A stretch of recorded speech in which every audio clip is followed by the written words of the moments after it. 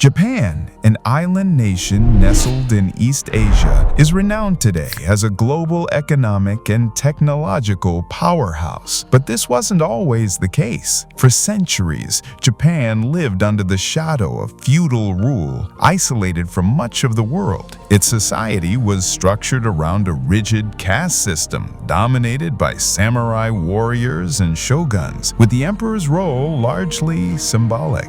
While Europe and America raced through the Renaissance and the Industrial Revolution, Japan remained largely closed off, focused on preserving its traditions and social order. This isolationist policy, known as sakoku, lasted over 2 centuries from the early 1600s until the mid-19th century.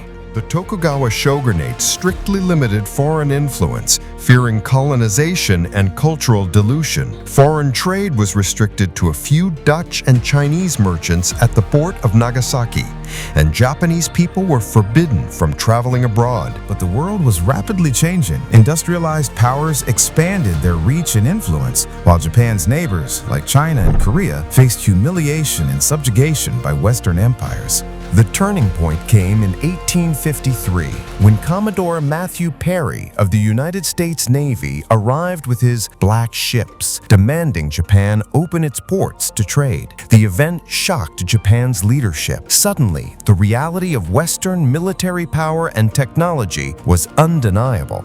The Tokugawa shogunate, weakened and unable to repel foreign pressure, was forced to sign unequal treaties that favored Western nations, sparking unrest and dissatisfaction across Japan. In the wake of Perry's arrival, Japan faced an existential crisis. How could a nation so steeped in tradition survive the tidal wave of modernization sweeping the world? The answer came through a radical transformation, the Meiji Restoration of 1868. Power was restored to the emperor, ending over 2 centuries of shogunate rule, and the country embarked on an unprecedented journey of modernization. The leaders of the Meiji era believed Japan had to catch up with the West quickly or risk colonization. They sent scholars, officials, and students abroad to study Western technologies, political systems, military organization, and education. Back home, Japan began adopting Western institutions and practices: railways, telegraph lines, factories, a modern army and navy, compulsory education, and even Western-style legal code. Japan's modernization was not merely imitation, but adaptation. It selectively borrowed ideas and technologies while maintaining a unique Japanese identity and social cohesion. The samurai class was abolished, and the country embraced industrial capitalism. New industries flourished, from shipbuilding to textiles and eventually heavy manufacturing. Japan's rapid transformation was not without challenges. Internally, many resisted change, fearing loss of tradition and social upheaval. Economically, the country had to overcome a lack of natural resources, relying heavily on innovation and efficient use of what it had. Politically, Japan had to assert itself against imperialist powers who still doubted its strength. But Japan proved its mettle through military victories that stunned the world.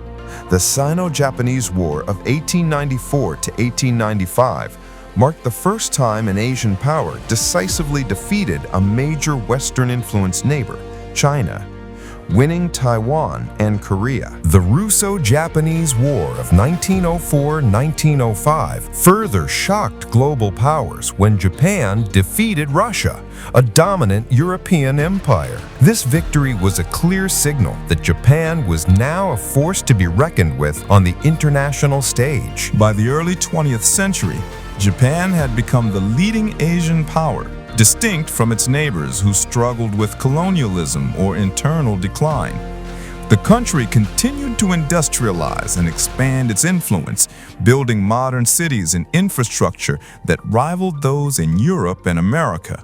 However, Japan's rise also created new tensions. Its imperial ambitions led to conflicts in Asia, including harsh occupation of Korea and parts of China, which left deep scars and complicated relationships that persist to this day. While Japan embraced modernization, it remained fiercely proud and sometimes aggressive in protecting its national identity.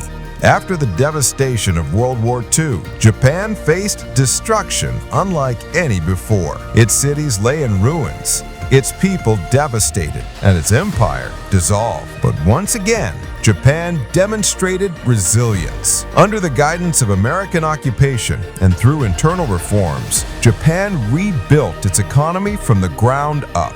The post-war era saw Japan enter what became known as the economic miracle.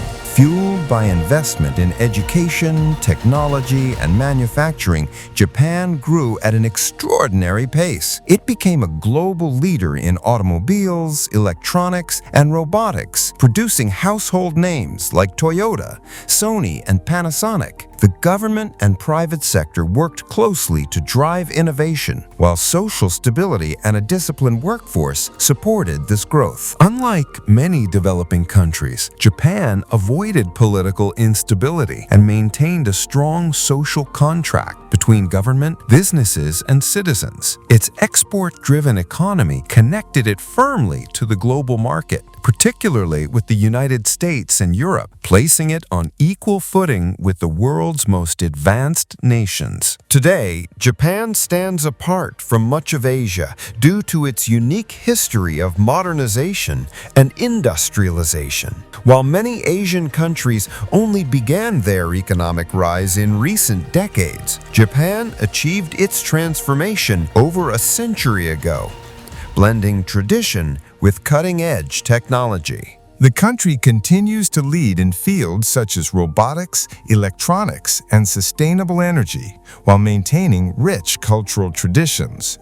Despite challenges like an aging population and economic stagnation in recent years, Japan remains a symbol of innovation, resilience, and global influence. Japan's journey from feudal isolation to global powerhouse is a story of determination, adaptation, and visionary leadership. A nation that chose to learn from others without losing its identity, making it truly equal to Europe and America, and distinctly separate from many of its Asian neighbors.